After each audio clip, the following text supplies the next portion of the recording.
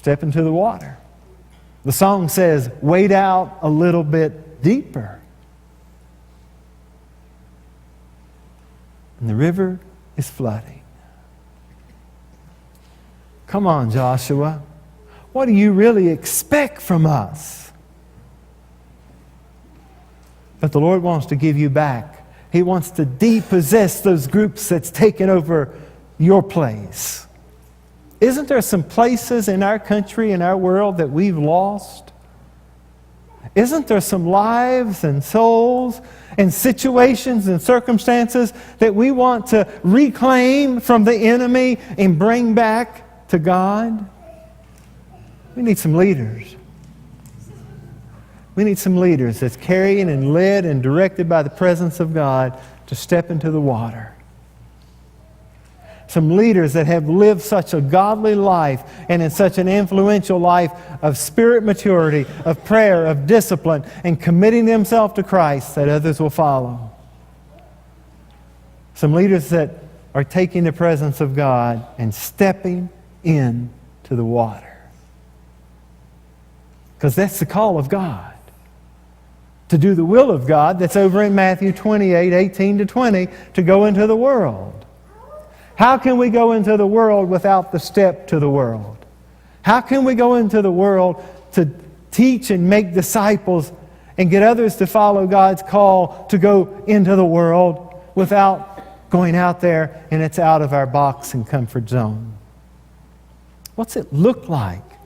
What is our tomorrow?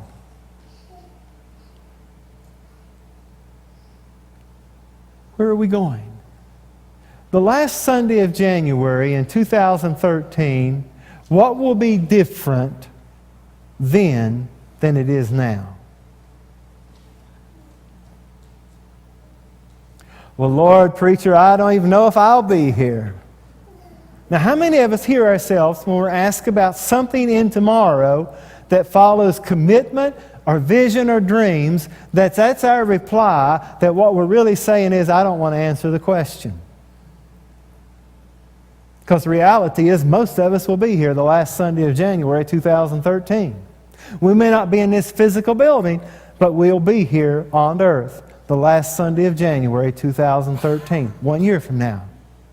And if we only live in our comfort zone and box, maintaining what we have and what we are, you know what it'll be in 2013, January, the last Sunday? You're looking at it. You're looking at it. Because where there's no vision, the people perish. Where there's no goal, the goal is never achieved. And even if it's achieved, it's not known because we don't know where we're going. So how do we know when we get there?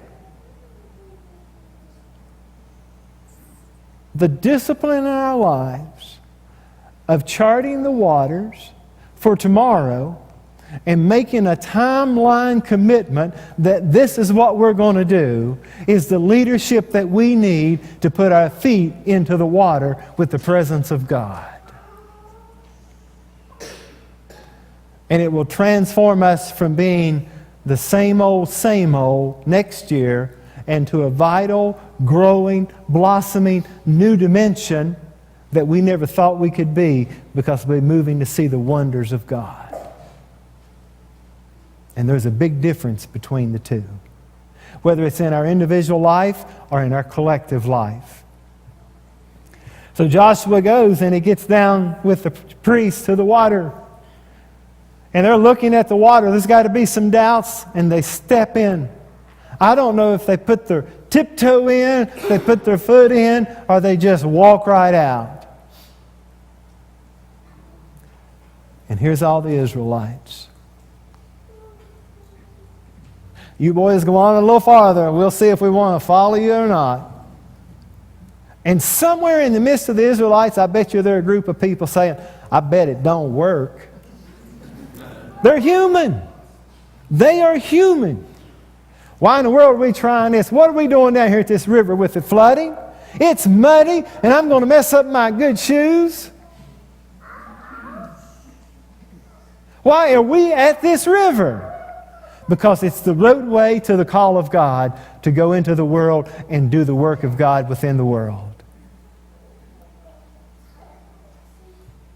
That's why we're stepping into the water. That's why that the Ark of the Covenant of the Lord is going ahead. It's the presence of God. And the waters which were flowing down from above stood and rose up in a heap, a great distance away.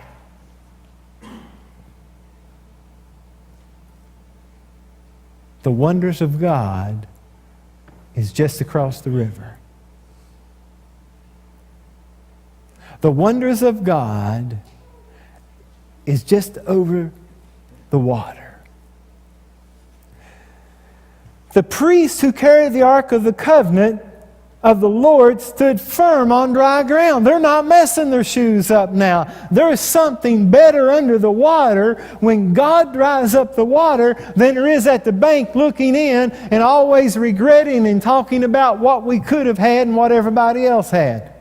About every morning when I'm coming to the office and on Sunday morning coming up, I stop at the Little General to get a cup of coffee. There's a group of folks in there, I guarantee it, every day. They're buying a lottery ticket.